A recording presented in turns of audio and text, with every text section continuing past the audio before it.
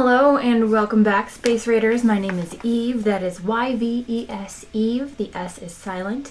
If you are watching live, welcome to my Twitch. If you're watching a past broadcast on YouTube, welcome to my channel. Hello, VOD people. Hello, Crimson, my son, who I see is here, but only temporarily.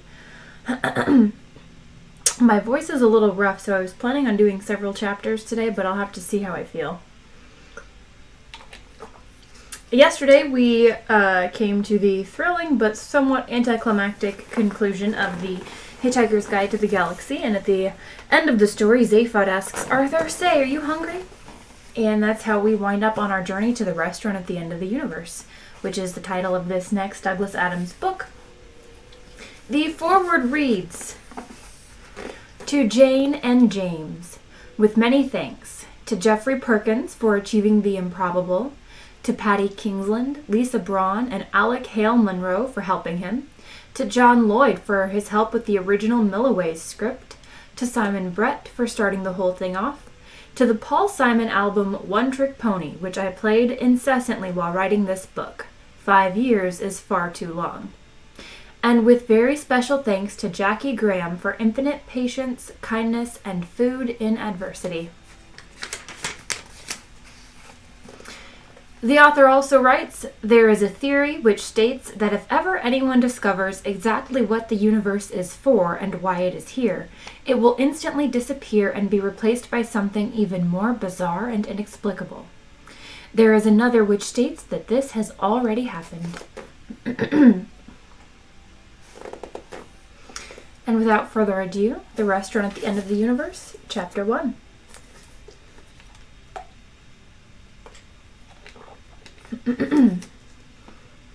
Yeah, you hear that throat clearing and that rasp? Not good.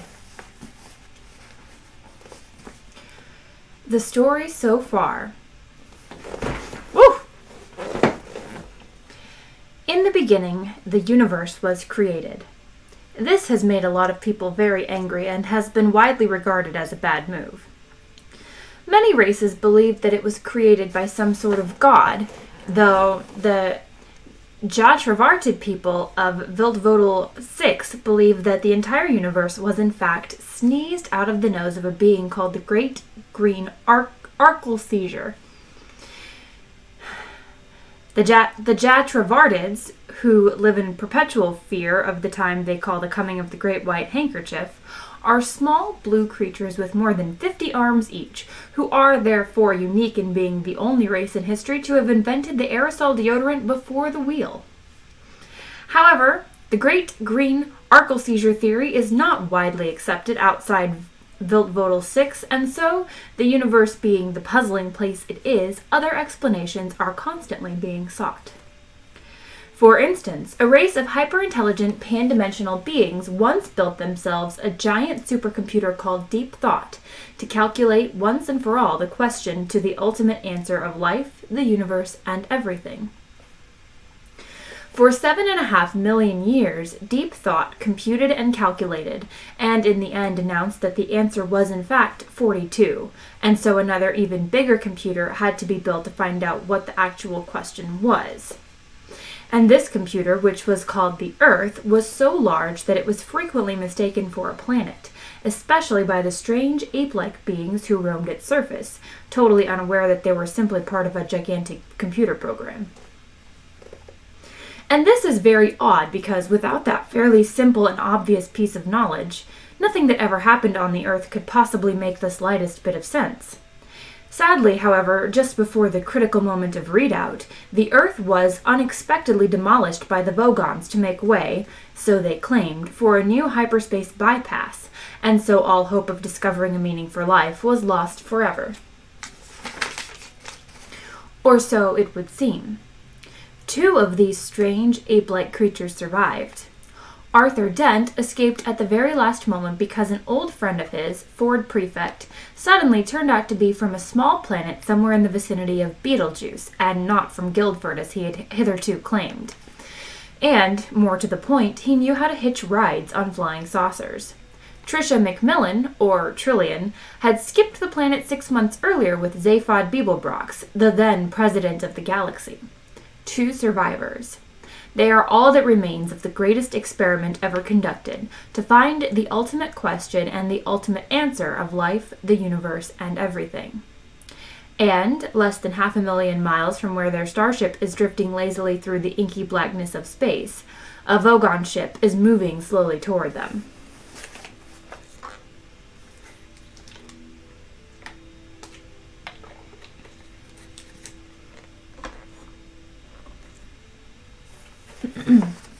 Chapter 2. Like all Vogon ships, it looked as if it had been not so much designed as congealed. The unpleasant yellow lumps and edifices which protruded from it at unsightly angles would have disfigured the looks of most ships, but in this case that was sadly impossible. Uglier things have been spotted in the skies, but not by reliable witnesses. In fact, to see anything much uglier than a Vogon ship, you would have to go inside it and look at a Vogon. If you are wise, however, this is precisely what you will avoid doing, because the average Vogon will not think twice before doing something so pointlessly hideous to you that you will wish you had never been born. Or, if you are a clearer-minded thinker, that the Vogon had never been born.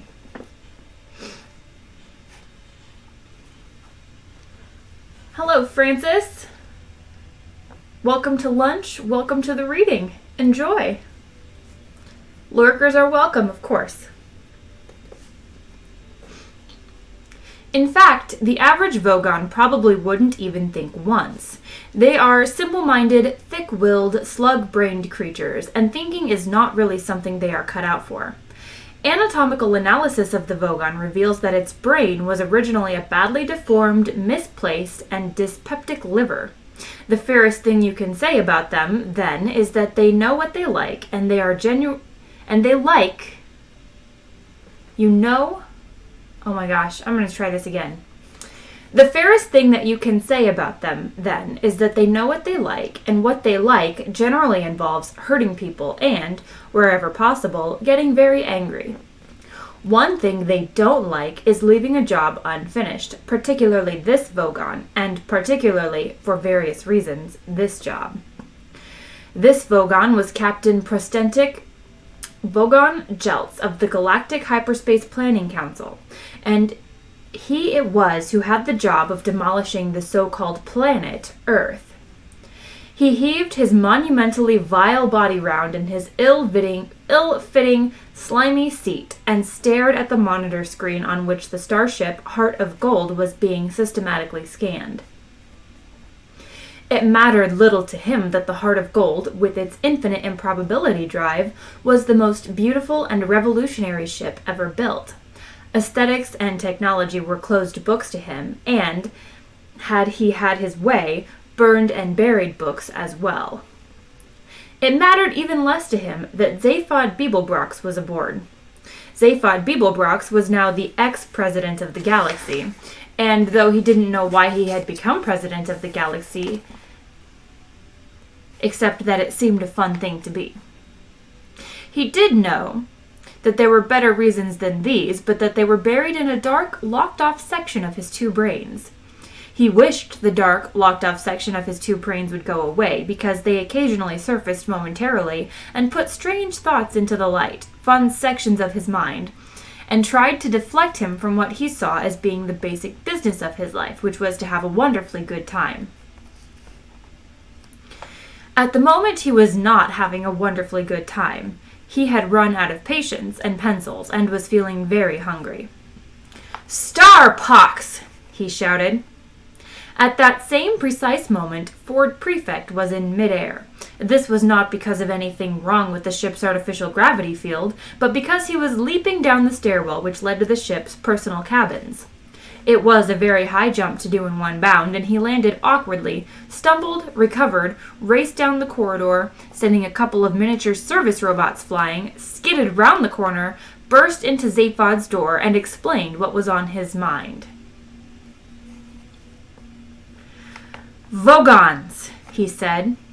A short while before this, Arthur Dent had set out from his cabin in search of a cup of tea.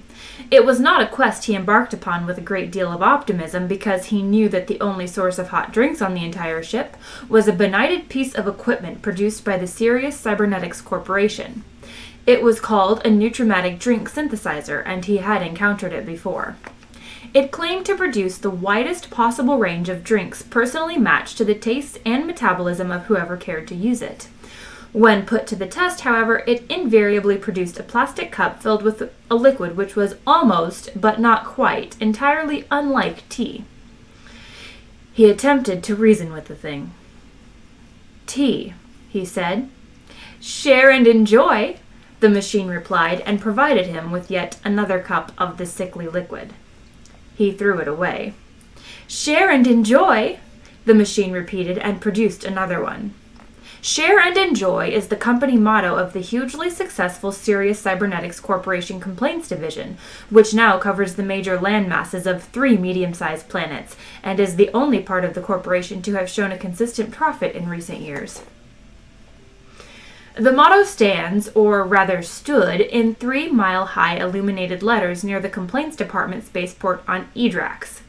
Unfortunately, its weight was such that shortly after it was erected, the ground beneath the letters caved, and they dropped for nearly half their length through the offices of many talented young complaints executives, now deceased.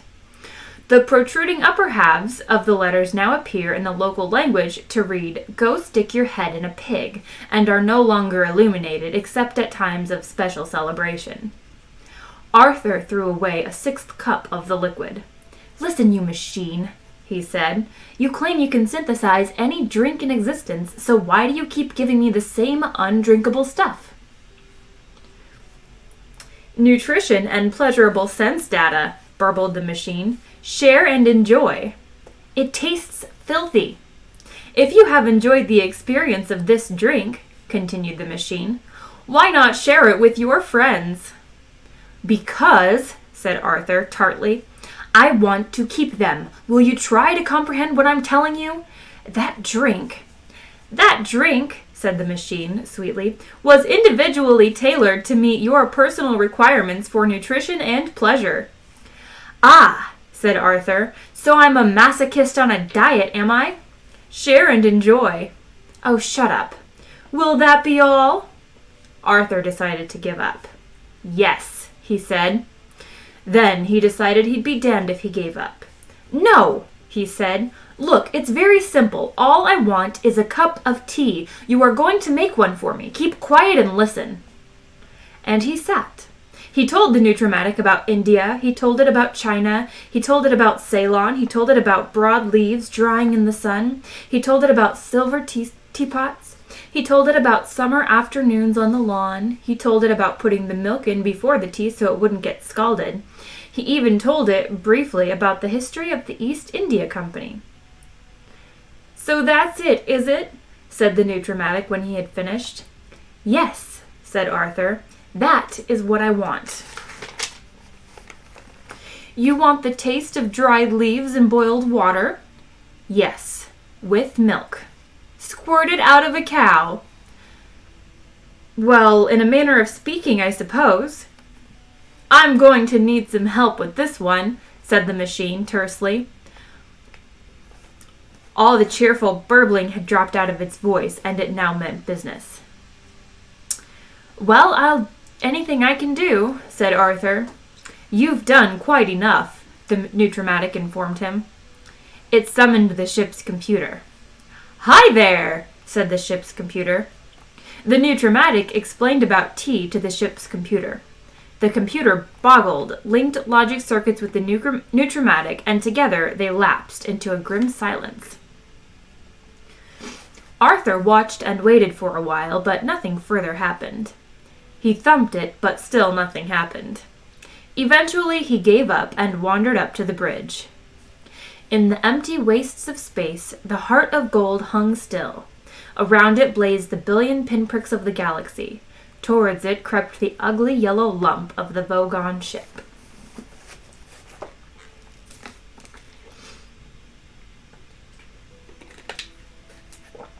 President of the Galaxy would be a rather prestigious title, I believe, Francis.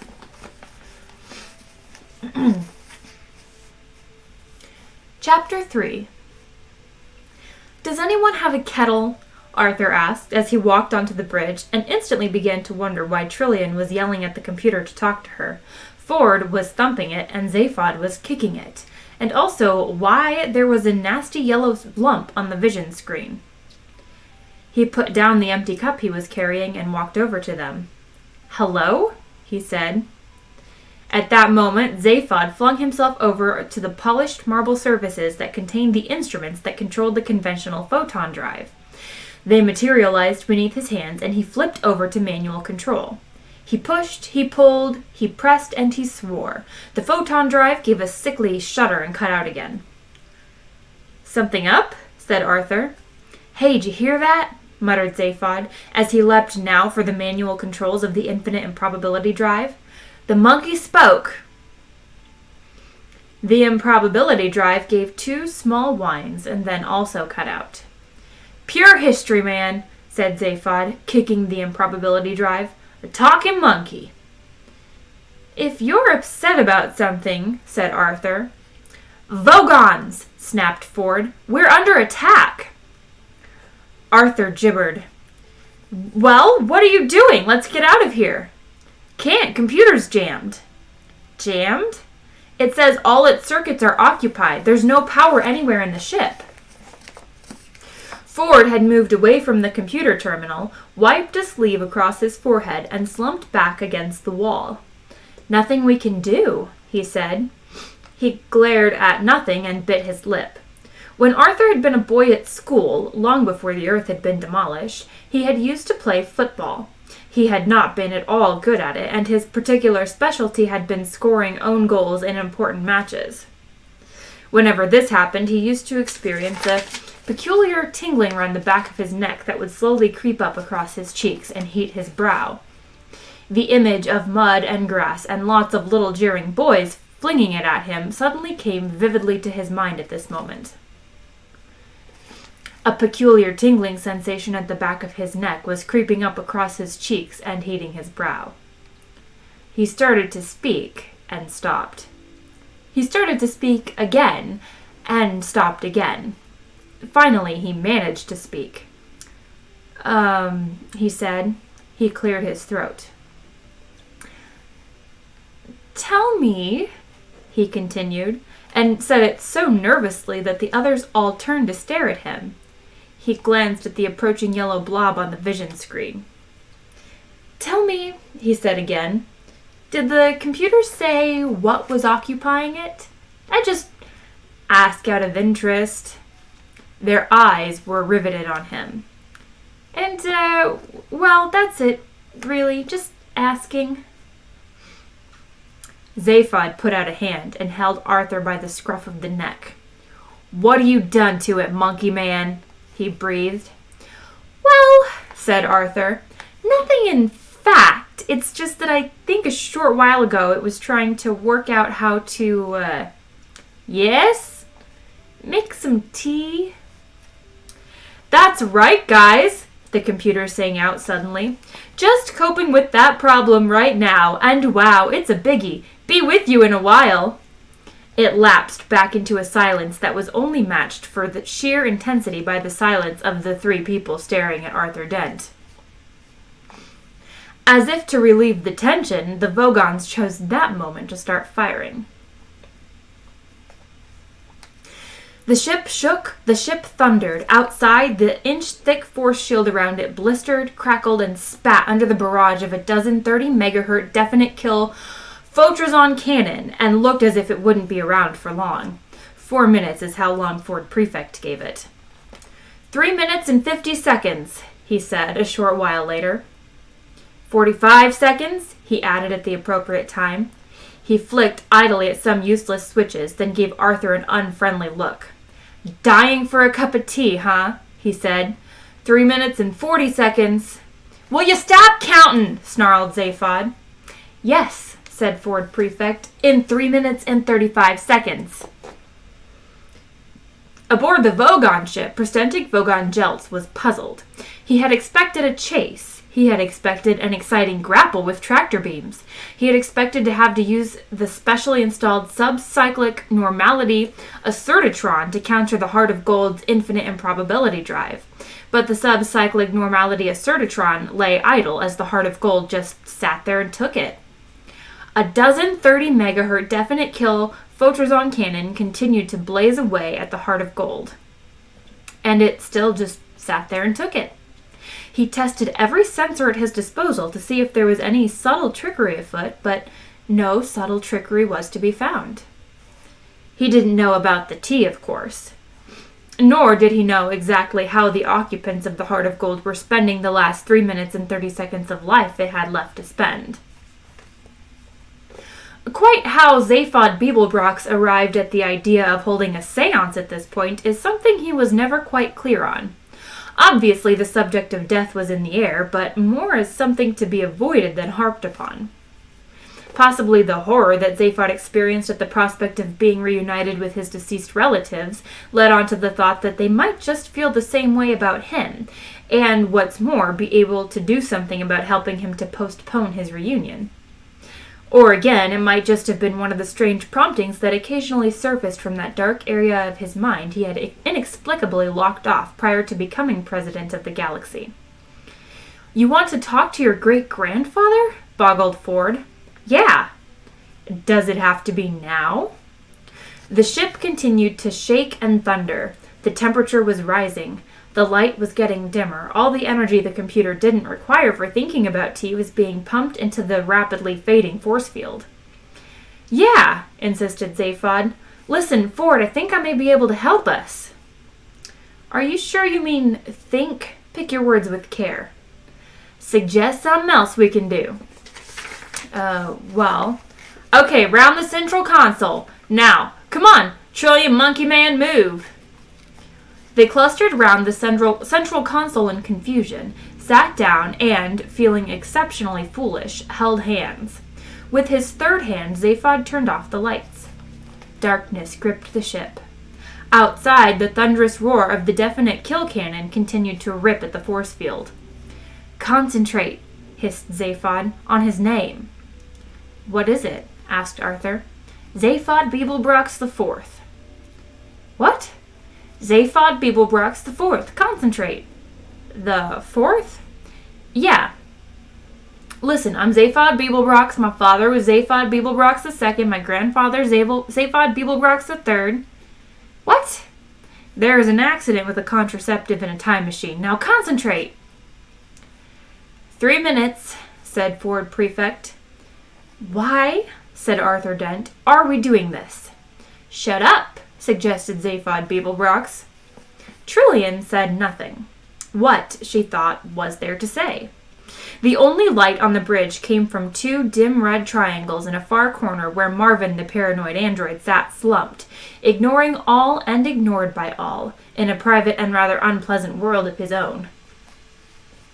Round the central console, 4 figures hunched in tight concentration, trying to blot from their minds the terrifying shuddering of the ship and the fearful roar that echoed through it. They concentrated. Still they concentrated. And still they concentrated. The seconds ticked by. On Zaphod's brow stood beads of sweat, first of concentration, then of frustration, and finally of embarrassment. At last he let out a cry of anger, snatched back his hands from Trillian and Ford, and stabbed at the light switch. "I was beginning to think you'd never turn the lights on," said a voice. "No, not too bright, please. My eyes aren't what they once were."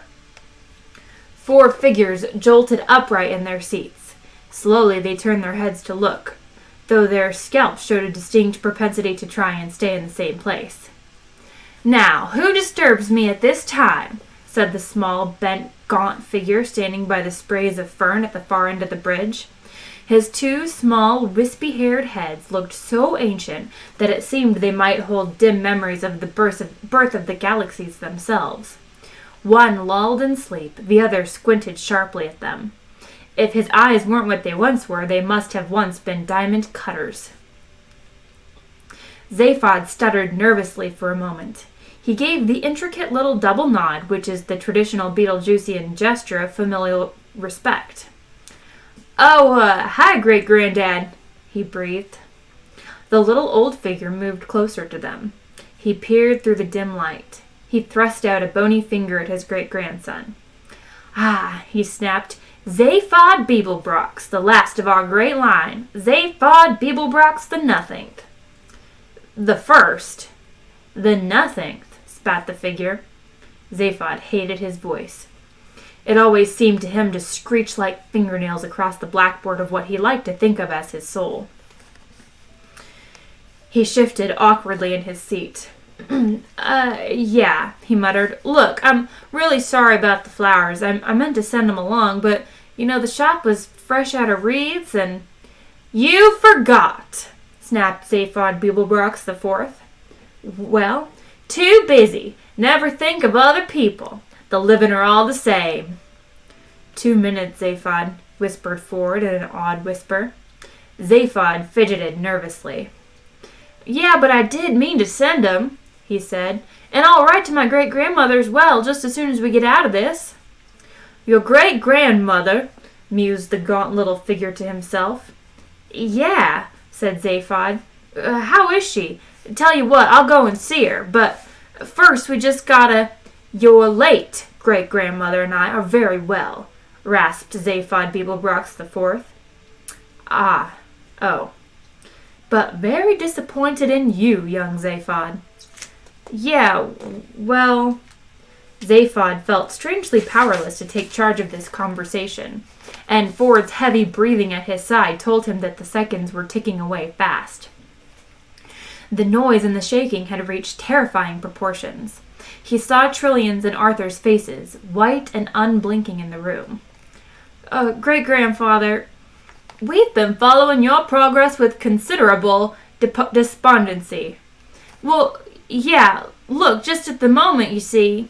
Not to say contempt. Could you just sort of listen for a moment? I mean, what exactly are you doing with your life?" "I'm being attacked by a Vogon fleet!" cried Zaphod. It was an exaggeration, but it was his only opportunity so far of getting the basic point of the exercise across. "Doesn't surprise me in the least," said the little old figure with a shrug. "Only it's happening right now, you see," insisted Zaphod feverishly. The spectral ancestor nodded, picked up the cup Arthur Dent had brought in, and looked at it with interest. "Great-granddad, did you know," interrupted the ghostly figure, fixing Zaphod with a stern look, "the Betelgeuse 5 has now developed a very slight eccentricity in its orbit?" Zaphod didn't, and found the information hard to concentrate on, what with all the noise and the imminence of death and so on. "No, look! Me spinning in my grave!" barked the ancestor. He slammed the cup down and pointed a quivering stick-like see-through finger at Zaphod. "Your fault!" he screeched. 1 minute 30, muttered Ford, his head in his hands. "Yeah, look, great-granddad, can you actually help? Because—" "Help!" exclaimed the old man, as if he'd been asked for a weasel. "Yeah, help, and now, because otherwise—" "Help!" repeated the old man, as if he'd been asked for a lightly grilled weasel in a bun with French fries. He stood amazed. "You go swanning your way round the galaxy with your—" the ancestor waved a contemptuous hand. "With your disreputable friends, too busy to put flowers on my grave. Plastic ones would have done, would have been quite appropriate from you, but no. Too busy, too modern, too skeptical, till suddenly you find yourself in a bit of a fix and come over, suddenly all astrally minded." He shook his head, carefully so as not to disturb the slumber of the other one, which was already becoming restive.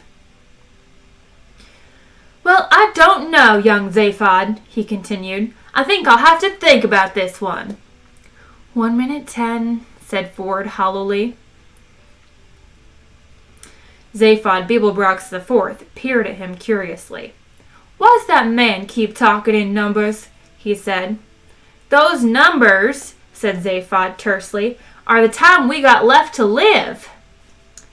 "Oh," said his great-grandfather. He grunted to himself. "Doesn't apply to me, of course," he said, and moved off to a dimmer recess of the bridge in search of something else to poke around at.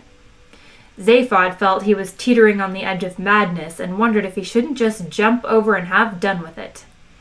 "Great-grandfather," he said, It applies to us. We're still alive and we're about to lose our lives. Good job, too. What? What use is your life to anyone? When I think of what you made of the phrase, pig's ear comes irresistibly to mind. But I was president of the galaxy, man. Mutters his ancestor. And what kind of job is that for a Beeblebrox? Hey, what? Only president, of the whole galaxy. Conceited little mega puppy. Zaphod blinked in bewilderment. Hey, what are you at, man? I mean, great-grandfather. The hunched-up little figure stalked up to his great-grandson and tapped him sternly on the knee. This had the effect of reminding Zaphod that he was talking to a ghost because he didn't feel a thing. You know and I know what being president means, young Zaphod. You know because you've been it, and I know because I'm dead, and it gives one such a wonderfully uncluttered perspective. We have a saying up here, life is wasted on the living. Yeah, said Zaphod bitterly. Very good, very deep. Right now I need aphorisms like I need holes in my heads. 50 seconds, grunted Ford Prefect. Where was I? Said Zaphod Beeblebrox IV. Pontificating, said Zaphod Beeblebrox. Oh, yes. Can this guy, muttered Ford quietly to Zaphod, actually, in fact, help us? Nobody else can, whispered Zaphod. Ford nodded despondently. Zaphod, the ghost was saying, you became president of the galaxy for a reason. Have you forgotten? Could we go into this later? Have you forgotten? Insisted the ghost. Yeah, of course I forgot. I had to forget. They screen your brain when you get the job, They'd found my head full of tricksy ideas. I'd have been right out on the streets again with nothing but a fat pension, secretarial staff, a fleet of ships, and a couple of slit throats. Ah, nodded the ghost in satisfaction. Then you do remember. He paused for a moment. Good, he said, and the noise stopped. 48 seconds, said Ford. He looked again at his watch and tapped it. He looked up. Hey, the noise has stopped, he said. A mischievous twinkle gleamed in the ghost's hard little eyes. I slowed down time for a moment, he said. Just for a moment, you understand. I'd hate you to miss all I have to say. No, you listen to me, you see-through old bat, said Zaphod, leaping out of his chair. A, thanks for stopping time and all that great, terrific, wonderful. But B, no thanks for the homily, right? I don't know what this great thing I'm meant to be doing is, and it looks to me as if I was supposed to not know, and I resent that, right? The old me knew, the old me cared, fine, so far so good, except that the old me cared so much that he actually got inside his own brain, my own brain, and locked off the bits that he knew and cared, because if I knew and cared, I wouldn't be able to do it. I wouldn't be able to go and be president, and I wouldn't be able to steal this ship, which must be the important thing. But this former self of mine killed himself off, didn't he? By changing my brain. Okay, that was his choice. This new me has its own choice to make. And by strange coincidence, those choices involve not knowing and not caring about this big number, whatever it is. That's what he wanted. That's what he got. Except this old self of mine tried to leave himself in control, leaving orders for me in the bit of my brain he locked off. Well, I don't want to know and I don't want to hear him. That's my choice. I'm not going to be anybody's puppet, particularly not my own. Zaphod banged on the console in fury, oblivious of the dumbfounded looks he was attracting. The old me's dead, he raved. Killed himself. The dead shouldn't hang about trying to interfere with the living. And yet you summoned me up to help you out of a scrape, said the ghost. Ah, said Zaphod, sitting down again. Well, that's different, isn't it? He grinned at Trillian weakly. Zaphod, rasped the apparition, I think the only reason I waste my breath on you is that being dead, I don't have any other use for it. Okay, said Zaphod. Why don't you tell me what the big secret is? Try me. Zaphod, you knew when you were president of the galaxy, as did Udenbranks before you, that the president is nothing. A cipher. Somewhere in the shadows behind is another man, being something with ultimate power. That man or being or something, you must find the man who controls this galaxy. And we suspect others, probably the entire universe. Why? Why? Exclaimed an astonished ghost.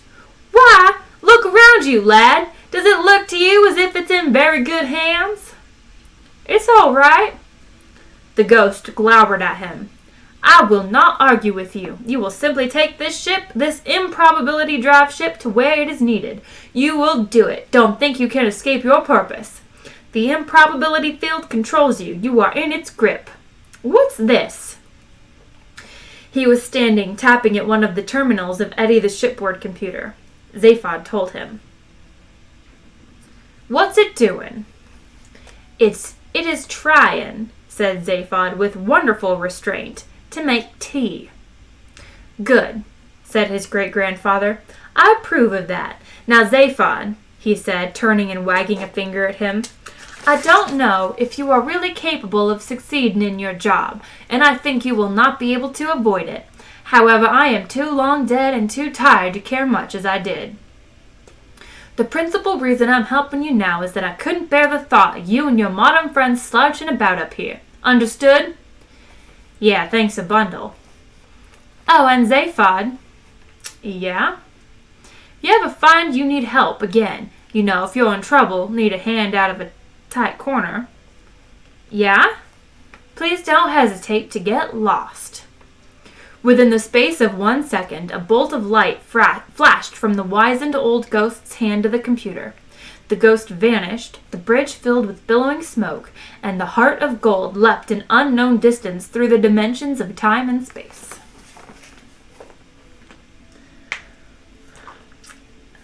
All right, I see Rusty Kick, Esmaj, and Duo have joined me today. How are you all today?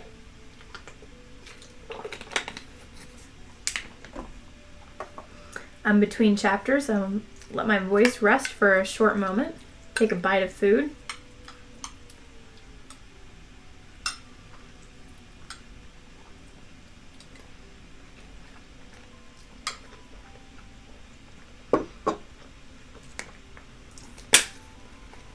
I am not doing too bad, Duo.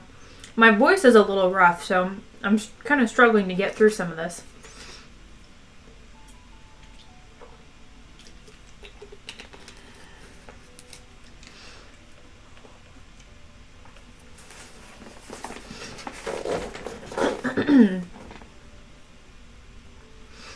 All right.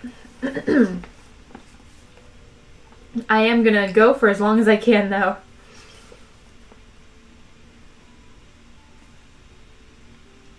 Yeah, well, here, too, yesterday, it was, like, I don't know, in the 50s, and then, like, earlier on in the week, it was snowing. I think, like, Sunday night, it snowed. We had, like, a big blizzard. The roads were all ice. And now it's in, like, the 50s, so everything's melting. And the heat's going on and off, so, like, my throat's getting kind of dry. And I've been trying to do, like, honey and tea and stuff, but it's still a little rough.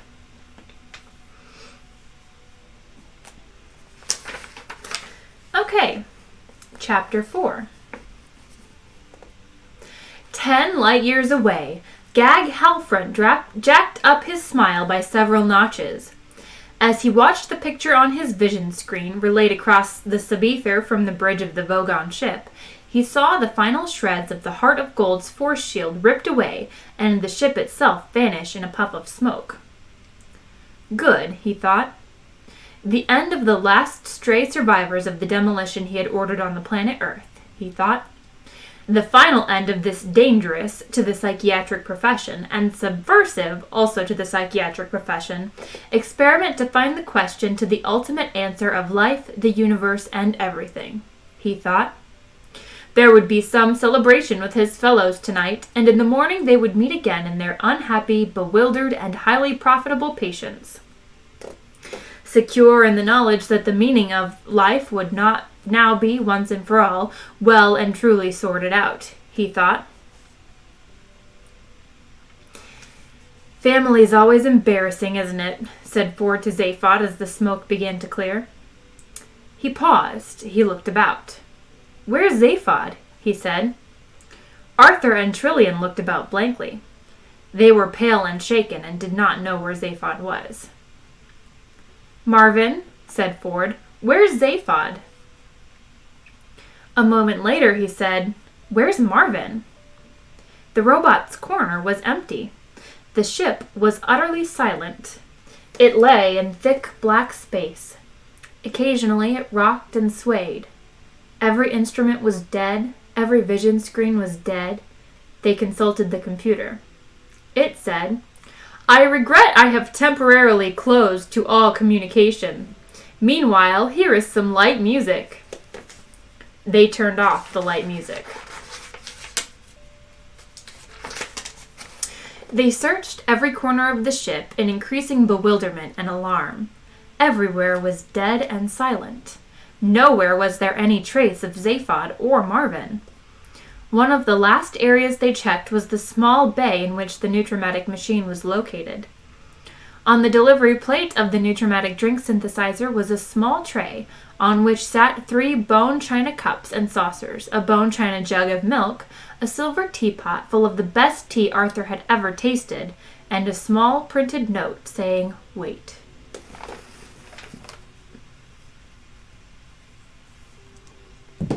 Oops. Oh, Duo, you're having big dips, like day and night. That's what it used to be like where I lived in California. It doesn't do that so much like day to night here, but like day to day. It'll kind of do like this throughout the seasons.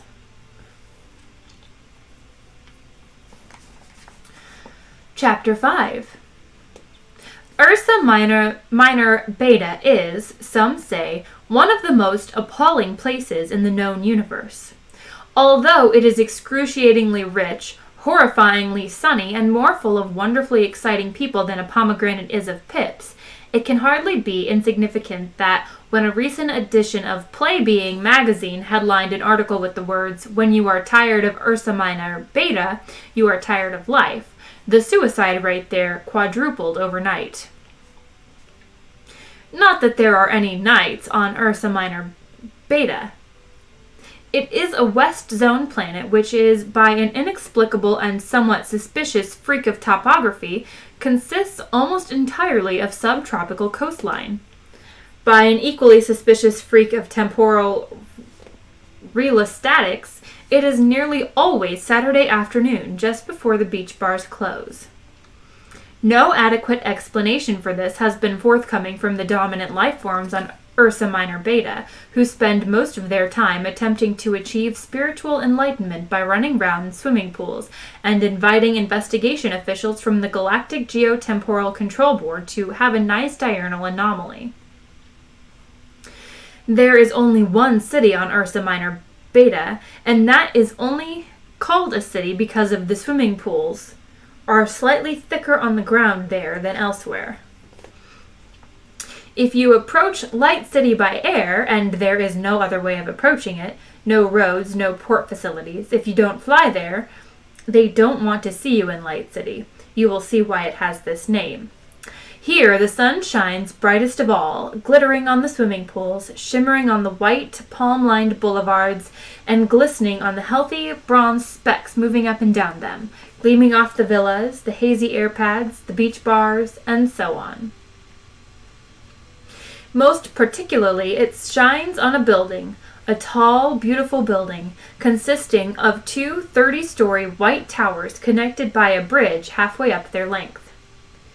The building is the home of a book, and built here on the proceeds of an extraordinary copyright lawsuit fought between the book's editors and a breakfast cereal company. The book is a guidebook, a travel book. It is one of the most remarkable, certainly the most successful, books ever to come out of the great publishing corporations of Ursa Minor. More popular than Life Begins at 550, better selling than The Big Bang Theory, A Personal View by Eccentrica Golumbitz, the triple-breasted whore of Eroticon 6, and more controversial than Ulan Kolyufid's latest blockbusting title, Everything You Never Wanted to Know About Sex But Have Been Forced to Find Out. And in many of the more relaxed civilizations on the outer eastern rim of the galaxy, it has long supplanted the great Encyclopedia Galactica as the standard repository of all knowledge and wisdom, for though it has many omissions and contains much that is apocryphal, or at least wildly inaccurate, it scores over the older, more pedestrian work in two important respects. First, it is slightly cheaper, and secondly, it has the words "Don't Panic" printed in large, friendly letters on its cover. It is, of course, that invaluable companion for all those who wish to see the marvels of the known universe for less than 30 Altarian dollars a day. The Hitchhiker's Guide to the Galaxy. If you stood with your back to the main entrance lobby of the guide offices, assuming you had landed by now and freshened up with a quick dip and shower, and then walked east, you would pass along the leafy shade of Life Boulevard, be amazed by the pale golden color of the beaches stretching away to your left, astounded by the mine surfers floating carelessly along 2 feet above the waves as if this was nothing special, surprised and eventually slightly irritated by the giant palm trees that hum tuneless nothings throughout the daylight hours. In other words, continuously.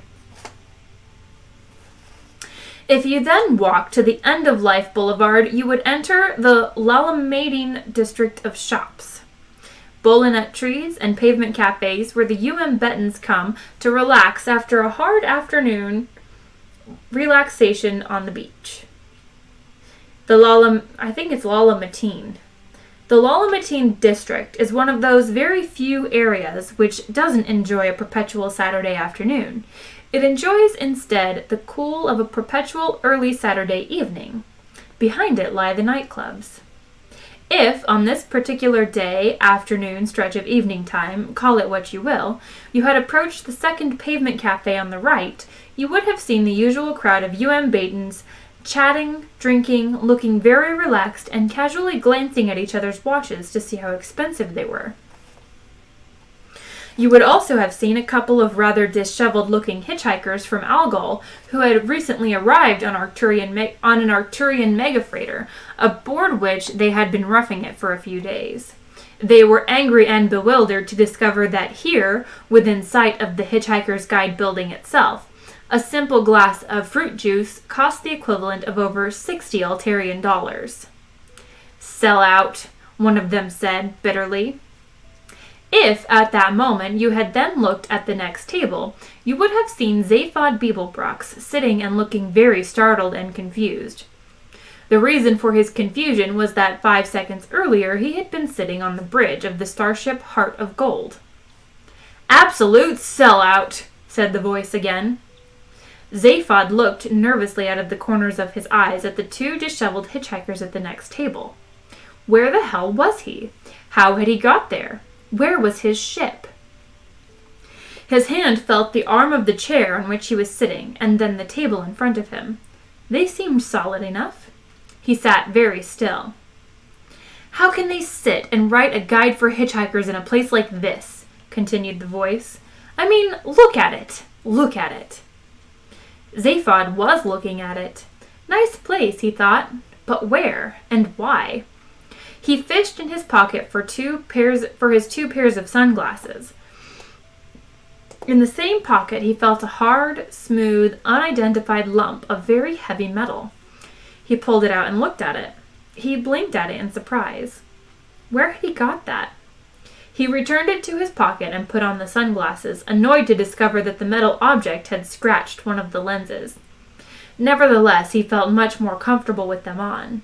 They were a double pair of Jujanta 200 superchromatic peril-sensitive sunglasses, which had been specially designed to help people develop a relaxed attitude to danger. At the first hint of trouble, they turn totally black and thus prevent you from seeing anything that might alarm you. Apart from the scratch, the lenses were clear. He relaxed, but only a little bit. The angry hitchhiker continued to glare at his monstrously expensive fruit juice. "Worst thing that ever happened to the guide, moving to Ursa Minor Beta," he grumbled. "They've all gone soft. You know, I've even heard that they've created a whole electronically synthesized universe in one of their offices so they can go and research stories during the day and still go to parties in the evening. Not that day and evening mean much in this place." Ursa Minor Beta, thought Zaphod. At least he knew where he was now.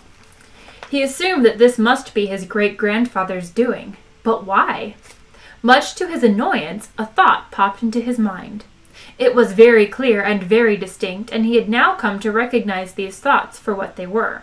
His instinct was to resist them. They were the preordained promptings from the dark and locked-off parts of his mind. He sat still and ignored the thought furiously. It nagged at him. He ignored it. It nagged at him. He ignored it. It nagged at him. He gave into it. What the hell, he thought. Go with the flow. He was too tired, confused, and hungry to resist. He didn't even know what the thought meant.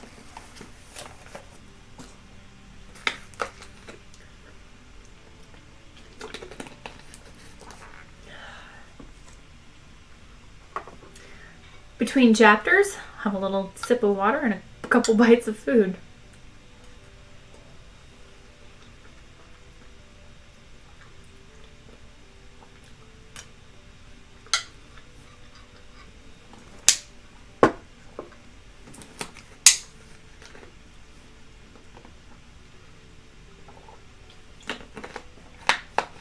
And yeah, Duo, Florida pretty much stays the same temperature.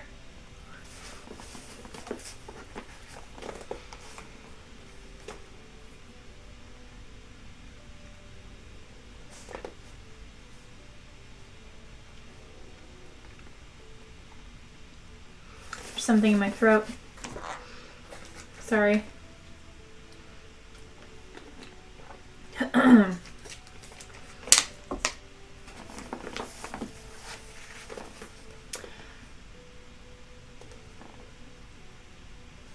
No, for real. You get those palmetto bugs. Those stupid cockroaches. I hate them. I guess they're not as bad as like the house roaches we got in California, but there's like more of them. Yeah, I'm not a fan of those. Personally. That's my biggest problem. Yeah. We get the, well, I guess where I used to live in California, we got like big, really big roaches that would come into your house and hang out with you and try to eat your food and your soul.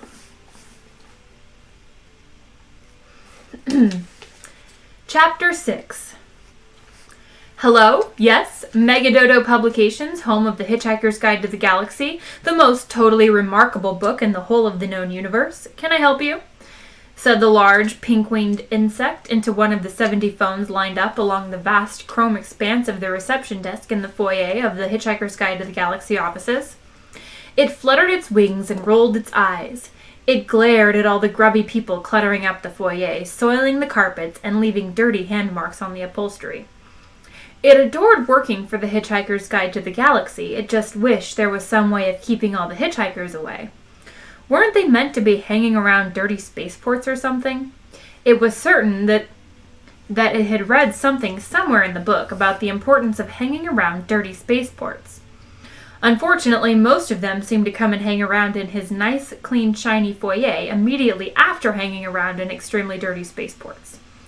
All they ever did was complain. It shivered his wings. What? It said into the phone. Yes, I passed your message on to Mr. Zarnawoop, but I'm afraid he's too cool to see you right now. He's on an intergalactic cruise.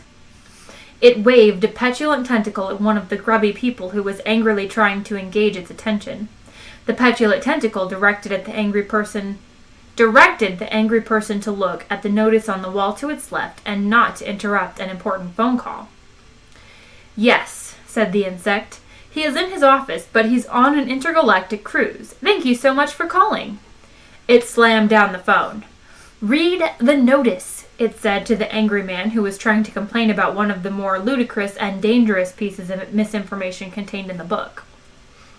The Hitchhiker's Guide to the Galaxy is an indispensable companion to all those who are keen to make sense of life in an infinitely complex and confusing universe.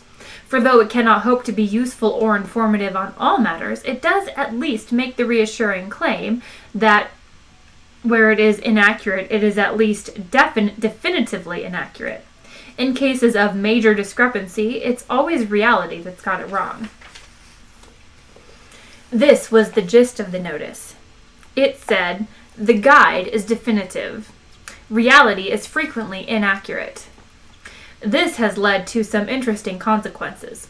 For instance, when the editors of the guide were sued by the family of those who had died as a result of taking the entry on the planet Trawl literally, it said ravenous bug-bladder beasts often make a very good meal for visiting tourists, instead of ravenous bug-bladder beasts often make a very good meal of visiting tourists. They claimed that the first version of the sentence was the more aesthetically pleasing, summoned a qualified poet to testify under oath that beauty was truth, beauty, and hoped thereby to prove that the guilty party in this case was life itself for failing to be either beautiful or true.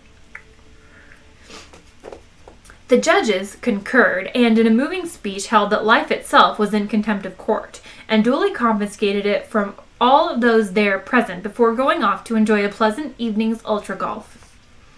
Zaphod Beeblebrox entered the foyer. He strode up to the insect receptionist. "Okay," he said. "Where's Zarnawhoop? Get me Zarnawhoop." "Excuse me, sir," said the insect icily. It did not care to be addressed in this manner. "Zarnawhoop! Get him, right? Get him now!" "Well, sir," snapped the fragile little creature, "if you could be a little cool about it." "Look," said Zaphod, "I'm up to here with cool, okay? I'm so amazingly cool you could keep a side of meat in me for a month. I'm so hip I have difficulty seeing over my pelvis. Now will you move before I blow it?" "Well, if you could let me explain, sir," said the insect, tapping the most petulant of all the tentacles at its disposal. "I'm afraid that isn't possible right now, as Mr. Zarnawhoop is on an intergalactic cruise." "Hell," thought Zaphod. "When's he gonna be back?" he said. "Back, sir? He's in his office." Zaphod paused while he tried to sort this particular thought out in his mind. He did not succeed. "This cat's on an intergalactic cruise, in his office." He leaned forward and gripped the tapping tentacle. "Listen, Three Eyes," he said. "Don't you try to out-weird me. I get stranger things than you for free with my breakfast cereal." "Well, just who do you think you are, honey?" flounced the insect, quivering its wings in rage. "Zaphod Beeblebrox or something?" "Count the heads," said Zaphod in a low rasp. The insect blinked at him. It blinked at him again. "You are Zaphod Beeblebrox?" it squeaked. "Yeah," said Zaphod, "but don't shout it out or they'll all want one." "The Zaphod Beeblebrox?" "No, just a Zaphod Beeblebrox. Didn't you hear I come in 6 packs? The insect rattled its tentacles together in agitation. "But, sir," it squealed, "I just heard on the Sabetha radio report. It said you were dead." "Yeah, that's right," said Zaphod. "I just hadn't stopped moving yet. Now where do I find Zarnawhoop?" "Well, sir, his office is on the 15th floor, but he's on an intergalactic cruise. Yeah. How do I get to him?" "The newly installed Sirius Cybernetics Corporation Happy Vertical People Transporters are in the far corner, sir. But, sir..." Zaphod was turning to go. He turned back. "Yeah?" he said. "Can I ask why you want to see Mr. Zarnawhoop?" "Yeah," said Zaphod, who was unclear on this point himself. "I told myself I had to go." "Come again, sir?" Zaphod leaned forward conspiratorially. "I just materialized out of thin air in one of your cafes," he said, "as a result of an argument with the ghost of my great-grandfather. No sooner had I got there than my former self, the one that operated on my brain, popped into my head and said, 'Go see Zarnawhoop.' I never heard of this cat. That's all I know. That and the fact that I gotta find the man who rules the universe. He winked. Mr. Beeblebrox, sir, said the insect in awed wonder. You're so weird. You should be in movies. Yeah, said Zaphod, patting the thing on a glittering pink wing. And you, baby, should be in real life. The insect paused for a moment to recover from its agitation, and then reached out a tentacle to answer a ringing phone. A metal hand restrained it.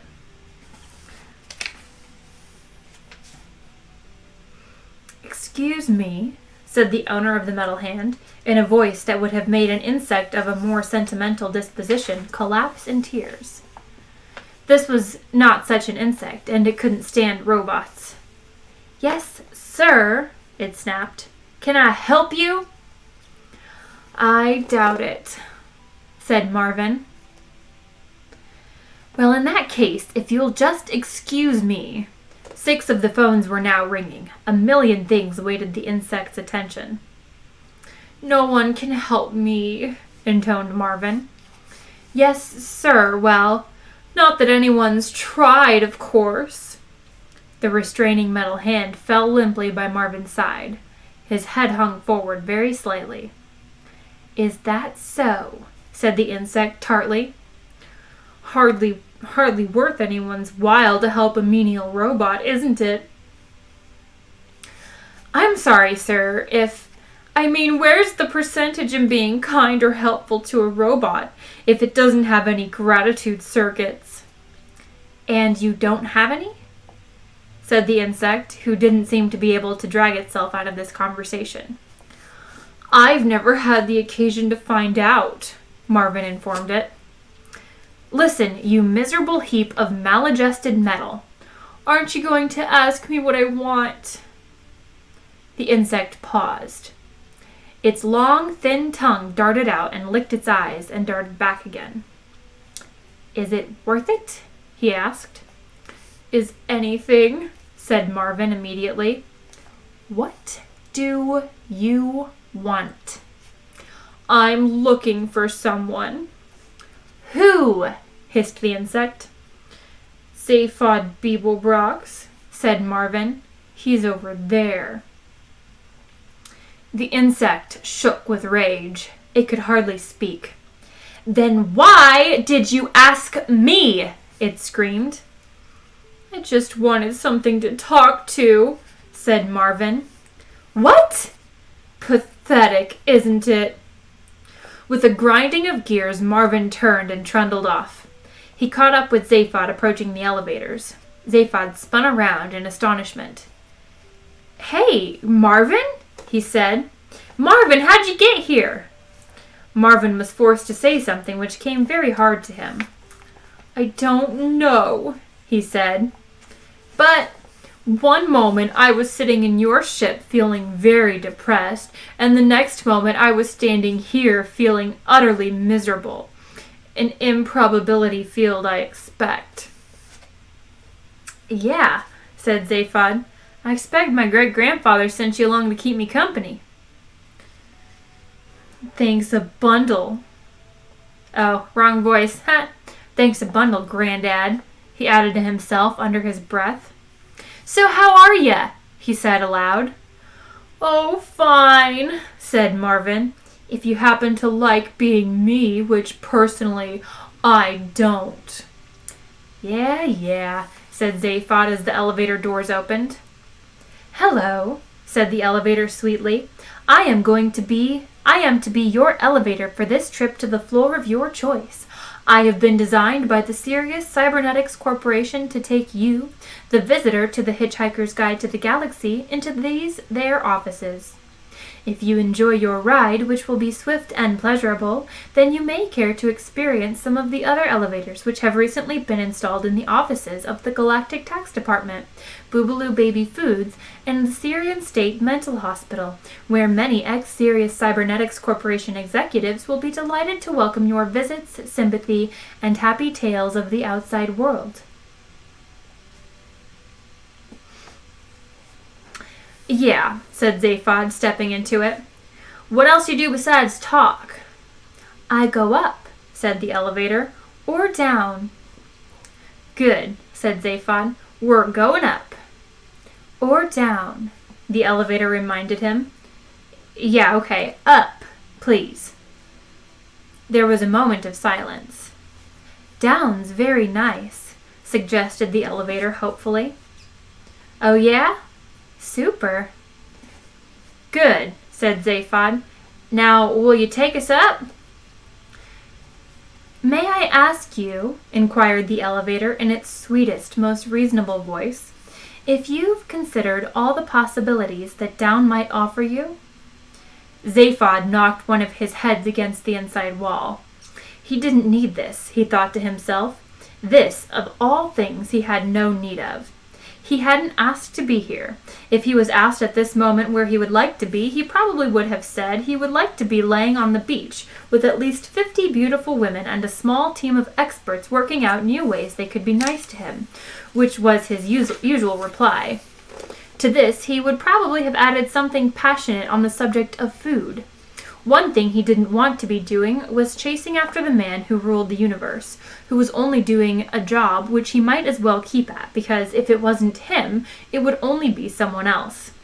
Most of all, he didn't want to be standing in an office block arguing with an elevator. "Like what other possibilities?" he said wearily. "Well," the voice trickled on like honey on biscuits, "there's the basement, the microfiles, the heating system." It paused.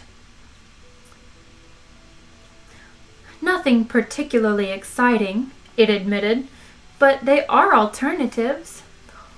"Holy Zarquan," muttered Zaphod. "Did I ask for an existential elevator?" He beat his fists against the wall. "What's the matter with this thing?" he spat. "It doesn't want to go up," said Marvin simply. "I think it's afraid." "Afraid?" cried Zaphod. "Of what? Heights? An elevator that's afraid of heights?" "No," said the elevator miserably. "Of the future."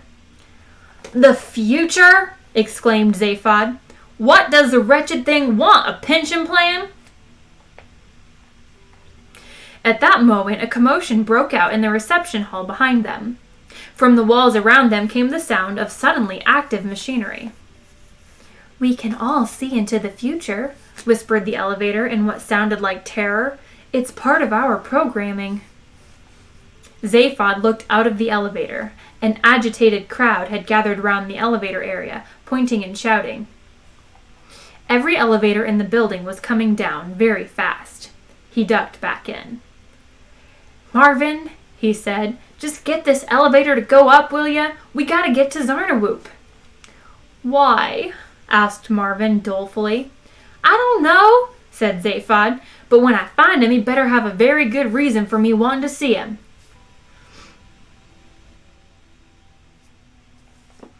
Modern elevators are strange and complex entities. The ancient electric winch and maximum capacity 8-persons jobs bear as much relation to a Sirius Cybernetics Corporation Happy Vertical People Transporter as a packet of mixed nuts does to the entire west wing of the Syrian State Mental Hospital. This is because they operate on the curious principle of defocused temporal perception. In other words, they have the capacity to see dimly into the immediate future, which enables the elevator to be on the right floor to pick you up even before you knew you wanted it, thus eliminating all the tedious chatting, relaxing, and making friends that people were previously forced to do while waiting for elevators. Not unnaturally, many elevators imbued with intelligence and precognition became terribly frustrated with the mindless business of going up and down, experimented briefly with the notion of going sideways as a sort of existential protest, demanded participation in the decision-making process, and finally took to squatting in basements sulking. An impoverished hitchhiker visiting any planets in the Sirius star system these days can pick up easy money working as a counselor for neurotic elevators. At the 15th floor, the elevator door snapped open quickly. 15th, said the elevator, and remember, I'm only doing this because I like your robot. Zaphod and Marvin bundled out of the elevator, which instantly snapped its doors shut and dropped as fast as its mechanism would take it. Zaphod looked around warily. The corridor was deserted and silent, and gave no clue as to where Zarnawhoop might be found. All the doors that let off the corridor were closed and unmarked. They were standing close to the bridge which led across from one tower of the building to the other. Through a large window, the brilliant sun of Ursa Minor Beta threw blocks of light in which danced small specks of dust. I think it's supposed to be in which danced small specks of dust. A shadow flitted past momentarily. "Left in the lurch by a lift," muttered Zaphod, who was feeling at his least jaunty. They both stood and looked in both directions. "You know something?" said Zaphod to Marvin. "More than you can possibly imagine." "I'm dead certain this building shouldn't be shaken," Zaphod said. It was just a light tremor through the soles of his feet, and another one. In the sunbeams, the flecks of dust danced more vigorously. Another shadow flitted past. Zaphod looked at the floor. "Either," he said, not very confidently, "they got some sort of vibro system for toning up your muscles while you work, or—" He walked across to the window and suddenly stumbled because at that moment his Jew-jaunted 200 superchromatic peril-sensitive sunglasses had turned utterly black. A large shadow flitted past the window with a sharp buzz. Zaphod ripped off his sunglasses, and as he did so the building shook with a thunderous roar. He leapt to the window. "Or," he said, "this building's being bombed." Another roar cracked through the building. "Who in the galaxy would want to bomb a publishing company?" asked Zaphod, but never heard Marvin's reply because at that moment the building shook with another bomb attack. He tried to stagger back to the elevator, a pointless maneuver he realized, but the only one he could think of. Suddenly, at the end of a corridor leading at right angles from this one, he caught sight of a figure as it lunged into view. A man. The man saw him. "Beeblebrox, over here!" he shouted. Zaphod eyed him with distrust as another bomb blast rocked the building. "No," called Zaphod. "Beeblebrox over here! Who are you?" "A friend!" shouted back the man. He ran toward Zaphod. "Oh yeah?" said Zaphod. "Anyone's friend in particular, or just generally well-disposed people?" The man raced along the corridor, the floor bucking beneath his feet like an excited blanket. He was short, stocky, and weather-beaten, and his clothes looked as if they'd been twice round the galaxy and back with him in them. "Do you know," Zaphod shouted in his ear when he arrived, "your building's being bombed?" The man indicated his awareness. It suddenly stopped being light. Glancing round at the window to see why, Zaphod gaped as a huge, slug-like, gunmetal green spacecraft crept through the air past the building. 2 more followed it. "The government you deserted is out to get you, Zaphod," hissed the man. "They've sent a squadron of Frogstar fighters." "Frogstar fighters!" muttered Zaphod. "Zarquan!" "You get the picture?" "What are Frogstar fighters?" Zaphod was sure he'd heard someone talk about them when he was president, but he never paid much attention to official matters. The man was pulling him back through a door. He went with him. With a searing whine, a small black spider-like object shot through the air and disappeared down the corridor. "What was that?" hissed Zaphod. Frogstar Scout Robot Class A out looking for you," said the man. "Hey, yeah? Get down." From the opposite direction came a larger black spider-like object. It zapped past them. And that was? "A Frogstar Scout Robot Class B out looking for you." "And that?" said Zaphod as a third one seared through the air. "A Frogstar Scout Robot Class C out looking for you." "Hey," chuckled Zaphod to himself. "Pretty stupid robots, huh?" From over the bridge came a massive rumbling hum. A gigantic black shape was moving over it from the opposite tower, the size and shape of a tank. "Holy photon, what's that?" breathed Zaphod. "A tank," said the man. "Frogstar Scout Robot Class D come to get you." "Should we leave?" "I think we should." "Marvin!" called Zaphod. "What do you want?" Marvin rose from a pile of rubble farther down the corridor and looked at them. "See that robot coming toward us?" Marvin looked at the gigantic black shape edging forward toward them over the bridge. He looked down at his own small metal body. He looked back up at the tank. "I suppose you want me to stop it," he said. "Yeah. While you save your skins." "Yeah," said Zaphod. "Get in there." "Just so long," said Marvin, "as I know where I stand." The man tugged at Zaphod's arm, and Zaphod followed him off down the corridor. A point occurred to him about this. "Where are we going?" he said. "Zarnawoop's office."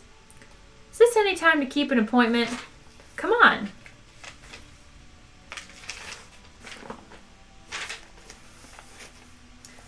Alright, that is the conclusion of Chapter 6, and unfortunately the conclusion of anything that my voice has to offer.